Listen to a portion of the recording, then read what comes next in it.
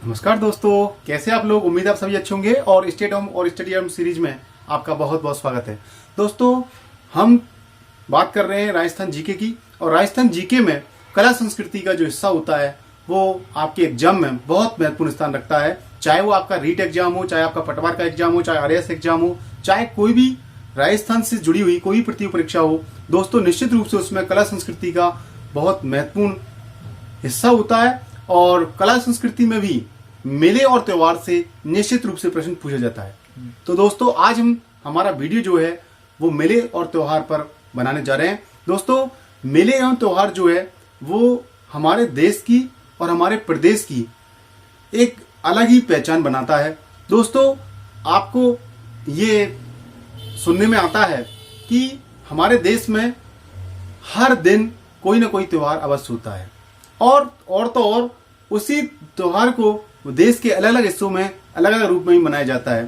तो दोस्तों, इसलिए मेले त्योहार हमारे देश की संस्कृति में बहुत महत्वपूर्ण स्थान रखते हैं। तो इसलिए दोस्तों, आज हमारा वीडियो जो है वो राजस्थान के मेले व त्योहारों पर है। दोस्तों, इससे पहले कि मेले त्योहारों की चर्चा करें, हमें एक बेसिक बात जानना बहुत जरूरी है, जो है आपके हिंदी महीने। दोस्तों, आप जो महीने याद करते हैं, जनवरी, फरवरी, मार्च, अप्रैल, मई, जून, जुलाई, अगस्त, सितंबर, ये तो आप बड़े इजी में बोल लेते हैं और आपको मालूम रहता है किस महीने के बाद कौन सा महीना आने वाला है। लेकिन हिंदी में आपको एक दिक्कत हो सकती है। तो इस समस्या के समाधान के लिए पहले हम आपको रूबरू कराते हैं हिंदी के महीनों से।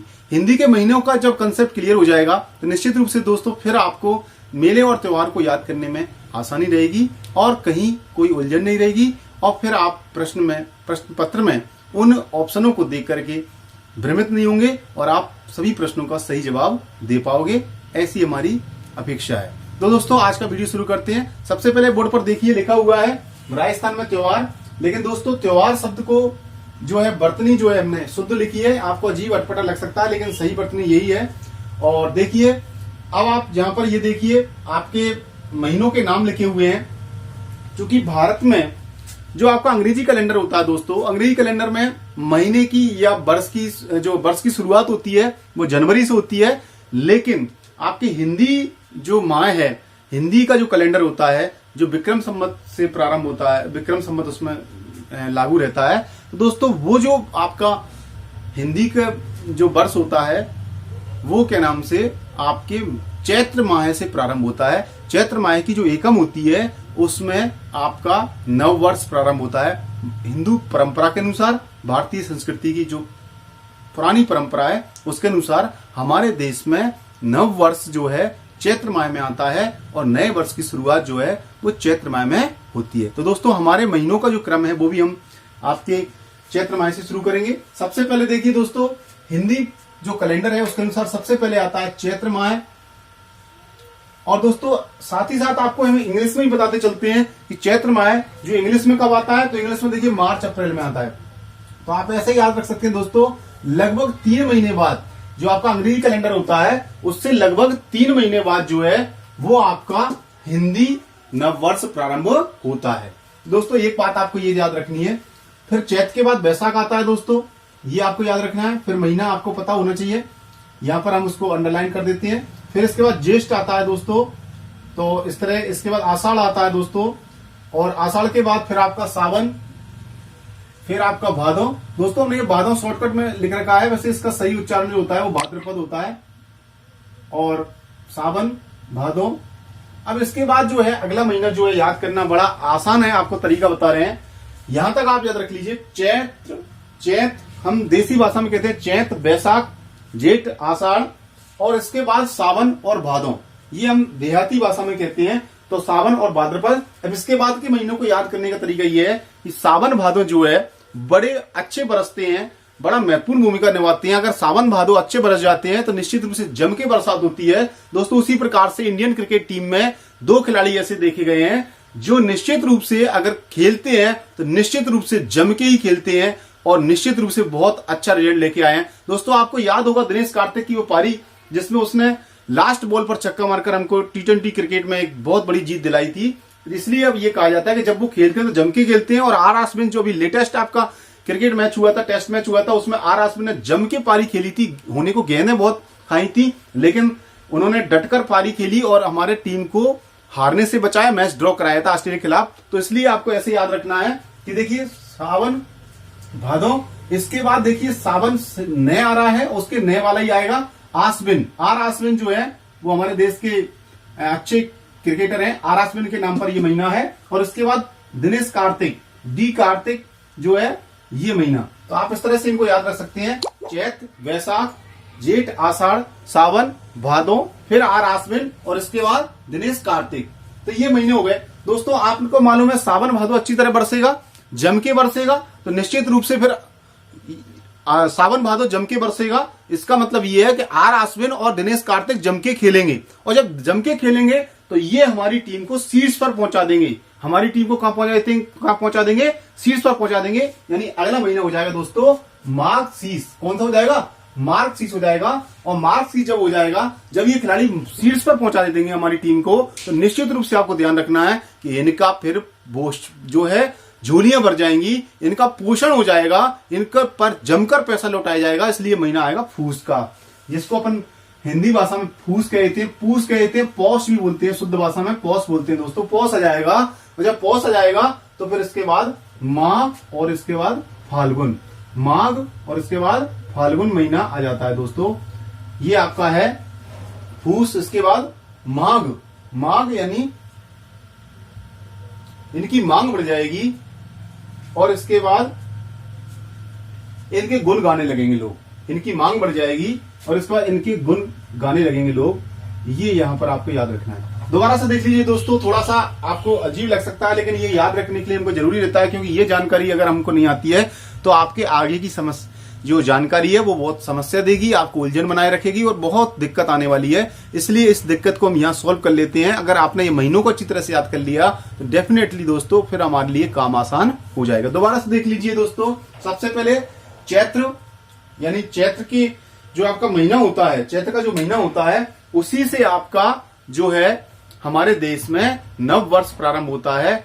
जैसे जनवरी में अंग्रेजी कैलेंडर में नव वर्ष प्रारंभ होता है, वैसे ही हिंदी में आपके चैत्र माह में नव वर्ष प्रारंभ होता है।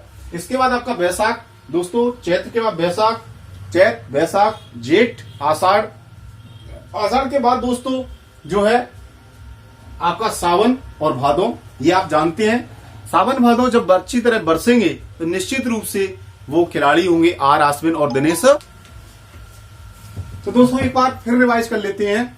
हम जो हिंदी महीने का जो आपका कैलेंडर होता है वो प्रारंभ होता है आपके चैत्र के महीने से, और आपका अंग्रेजी कैलेंडर प्रारंभ होता है वो आपके जनवरी के महीने से प्रारंभ होता है। तो आपको याद रखना है कि आपके हिंदी जो कैलेंडर है, हमारे देश की जो कैलेंडर है, वो आपका चैत्र माह से प्रारंभ होता है दोस्तों। चैत्र के बाद वैशाख, वैशाख के बाद आपका जेठ, जेठ के बाद आषाढ़, ये आपके देहाती भाषा में कहते हैं जेठ, जबकि इसको ज्येष्ठ बोलते हैं, और आषाढ़।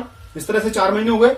इसके बाद दोस्तों आपका सावन, जिसको आप सावन भादो कहते हैं, श्रावण भाद्रपद जिसको शुद्ध रूप में कहा जाता है, श्रावण और भाद्रपद। तो मैं यहाँ लिख देता हूँ शुद्ध रूप में, ये आपको याद करने की दृष्टि से कह रखा है, क्योंकि देहाती भाषा में उसको सावन कहते हैं और इसको भाद्रपद बोलते हैं, सावन भादो। अब दोस्तों आपको बताया था कि सावन भादो जब अच्छी तरह से बरस जाते हैं, इसका मतलब ये समझ लीजिए कि सावन भादो का रोल बड़ा इंपोर्टेंट है। वो बिल्कुल अगर वो अच्छी तरह बरसते हैं तो बरसात जम के होती है, धन दान से पूरी कर देते हैं, हमारी उम्मीदों को पूरा कर देते हैं, हमें खुश कर देते हैं। वैसे ही हमारी इंडियन टीम में आर आश्विन और दिनेश कार्तिक हैं दोस्तों। आश्विन जो है अगर डट जाए तो निश्चित रूप से वो क्या नाम से हमारे टीम को बचा लेता है, टीम को जिता लेता है। वैसे ही दिनेश कार्तिक है, वो भी टीम को जिता लेता है। तो सावन भादो के बाद आपके आश्विन और कार्तिक के महीने आ जाते हैं। और दोस्तों जब आश्विन और कार्तिक खेलते हैं तो निश्चित रूप से हमारी टीम जो है वो शीर्ष पर पहुंच जाती है, यानी मार्च शीर्ष का महीना आ जाता है। और इसके बाद आपका मार्च शीर्ष का आने के बाद जब वो खेलते हैं, मैच जीत जाती है, तो फिर उनके ऊपर इनामों की बौछार हो जाती है, उनका पोषण हो जाता है। इसलिए फूस का महीना जाता है, फूस का महीना जाता है, फूस भी वो देहाती भाषा में कहते हैं दोस्तों। इसके बाद जब वो उनकी उम्मीदें पूरी हो जाती हैं, उनका पोषण हो जाता है, उनके पास काफी पैसा हो जाता है, तो दोस्तों उनकी फिर मांग बढ़ जाती है। और इसके बाद माघ का महीना जाता है, और माघ के बाद उनके गुणों का गान होता है, फाल्गुन का महीना जाता है। इस तरह से आपके ये महीने पूरे हो जाते हैं दोस्तों। तो ये हमने एक आपको याद करने का तरीका बताया, एक बार दोबारा से रिवाइज कर लेते हैं। चैत, वैशाख, ज्येष्ठ, आषाढ़, सावन, भादो। सावन भादो अच्छे बरसे, यानी आपके आर आश्विन और दिनेश कार्तिक बहुत अच्छे खेले, और दिनेश कार्तिक और आर आश्विन ने टीम को मार्च शीर्ष पर पहुंचा दिया और बुलंदियों पर पहुंचा दिया। जब बुलंदियों पर पहुंचाया दोस्तों, उन्होंने मैच जीत लिया। मैच जीतने के बाद उनके पर इनामों की बरसात हो गई, उनका पोषण हो गया दोस्तों। और पोषण होने के बाद उनकी मांग बढ़ गई, और मांग बढ़ने के बाद उनके लोग गुणगान करने लग गए, यानी फागुन का महीना आ गया दोस्तों। इस तरह से आपके महीने की शुरुआत, हमारे जो हिंदी कैलेंडर होता है उसकी शुरुआत चैत से शुरू होती है और वो आपके फागुन तक खत्म हो जाती है। साथ ही साथ हमने अंग्रेजी जो नाम है आपके महीनों की वो भी लिख रखे हैं दोस्तों। तो इस तरीके से आप इसको याद कर लीजिएगा, या आप इसका स्क्रीनशॉट ले सकते हैं। आप जो तरीका बताया उसके तरीके से भी याद कर सकते हैं, और अगर आपको कोई और तरीका अच्छा लगता है जिसके तरीके से आप याद रख सकते हैं तो आप उस तरीके को भी अपना सकते हैं, और आप इसको कमेंट बॉक्स में डालें। हो सकता है हमारे से भी आपका अच्छा तरीका हो सकता है, इनको याद करने का कोई आपके पास ट्रिक हो सकती है, उसको आप कमेंट बॉक्स में डालें। निश्चित रूप से हम आपको अगले वीडियो में आपकी उस कमेंट को और आपकी सजेशन को निश्चित रूप से हम नए वीडियो में जरूर शामिल करेंगे। निश्चित रूप से आप नई कोई ट्रिक डालेंगे, ऐसी हम उम्मीद करते हैं दोस्तों।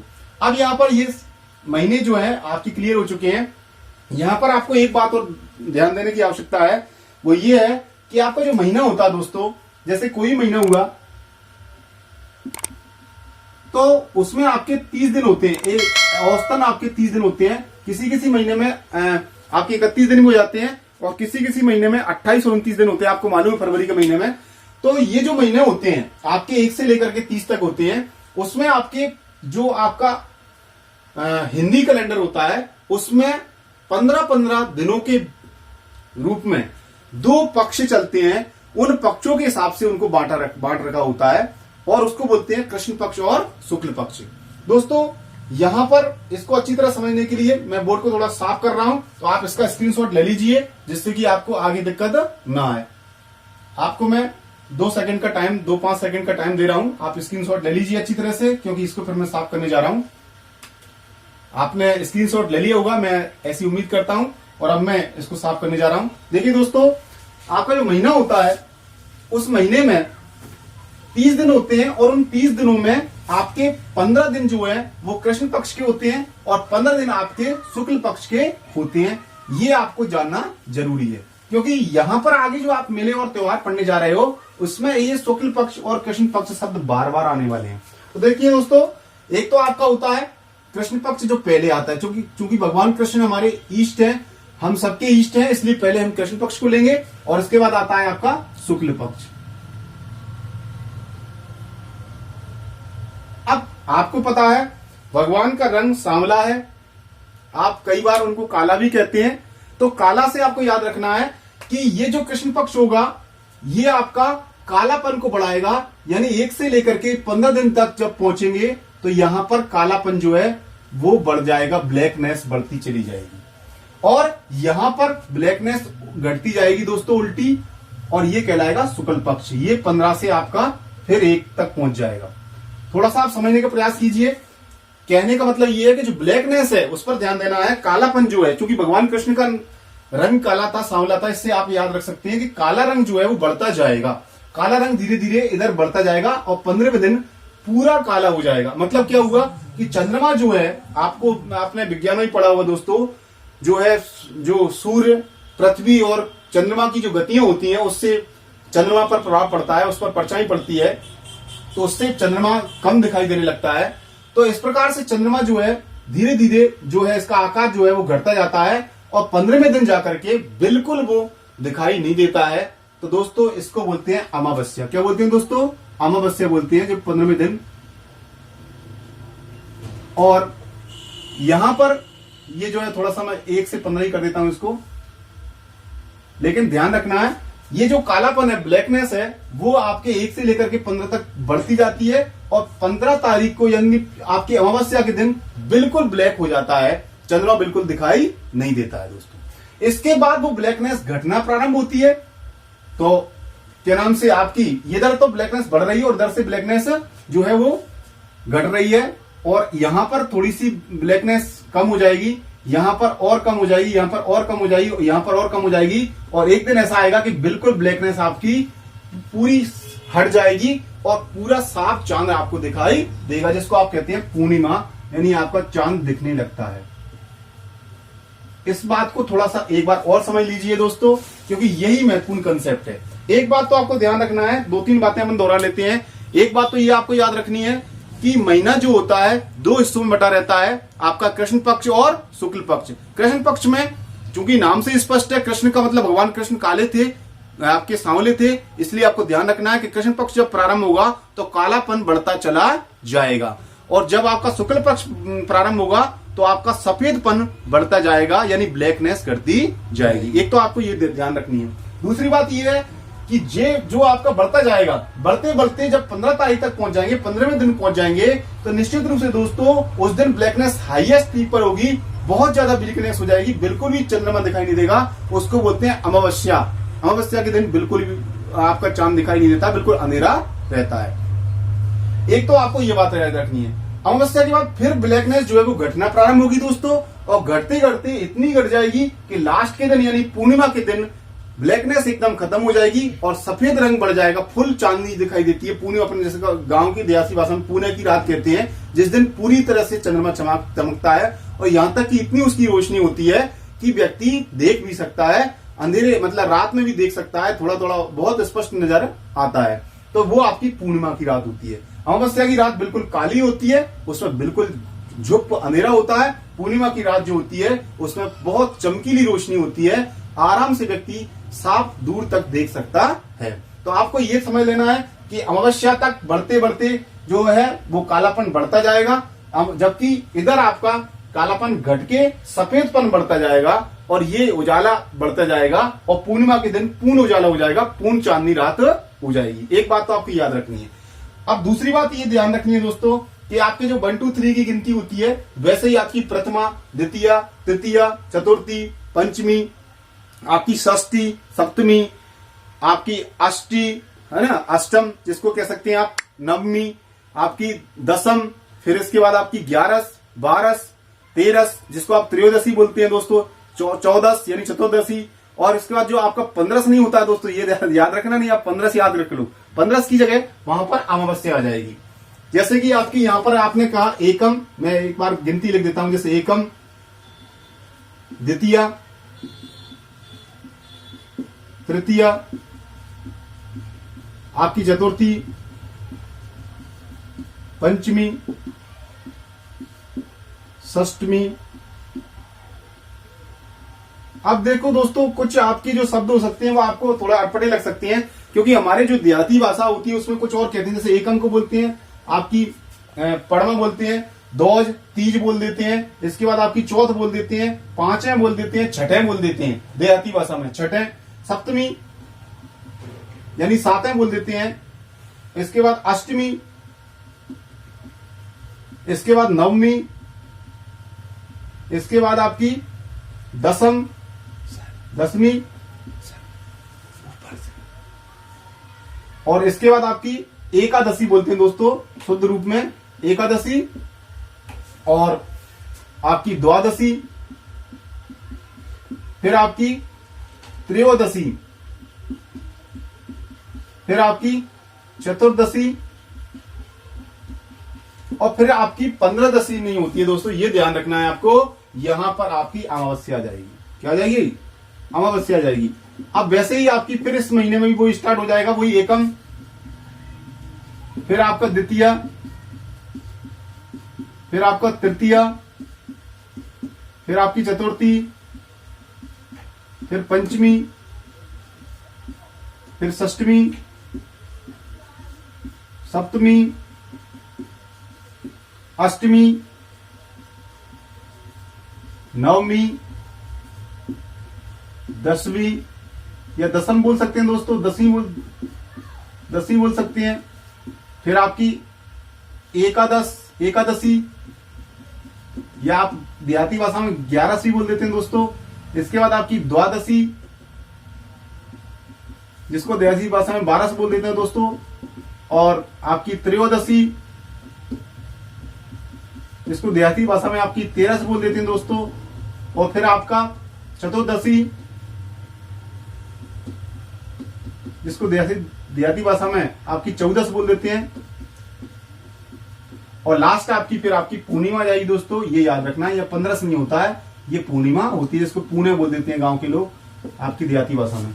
इधर देखिए आपका जो है एकम, एकम को मतलब आपकी पड़वा बोलते हैं इसको, पड़वा। इसके बाद द्वितीया यानी दौज, तृतीया यानी तीज। आप लिख लें आपकी याददाश्त के लिए, दौज। लोग गांव के लोग जो है वो इस तरह से बोलते हैं इसको, तीज। तृतीया को, चतुर्थी को चौथ, पांचवें बोल देते हैं दोस्तों इसको पंचमी को। इसके अलावा षष्टमी को छठ बोल देते हैं, सप्तमी को सातवें बोलते हैं दोस्तों, अष्टमी को आठवें बोल देते हैं, नवमी को नवें, दसवीं को दसें, और एकादशी को 11 से बोलती हैं दोस्तों, और द्वादशी को 12 से बोल देते हैं, त्रयोदशी को 13, और चतुर्दशी को 14, और अमावस्या ये इसको 15 से नहीं बोला जाता। ये आपको ध्यान रखना है दोस्तों, क्योंकि आप गिनती में बोलते चले जाओ, तो ये आपको ध्यान रखना है। पहली बात तो आप दोबारा से इस कंसेप्ट को अच्छी तरह समझ लीजिए। और समझने वाली बात ये है कि आपके जो महीना होता है वो 2 पक्षों में बटा रहता है। कृष्ण पक्ष यानी काला रंग बढ़ता जाएगा, ब्लैकनेस बढ़ती जाएगी, चंद्रमा का आकार घटता जाएगा और कालापन बढ़ता जाएगा। ये आपके एकम से लेकर के चलता चला जाएगा क्रम, और ये 15 तारीख तक अमावस्या को पूर्ण चांद जो है वो दिखना बंद हो जाएगा, चांद पूरी तरह से दिखना बंद हो जाएगा, गुप्त अंधेरा हो जाएगा। तो ये आपकी क्या हो जाएगी, अमावस्या हो जाएगी दोस्तों।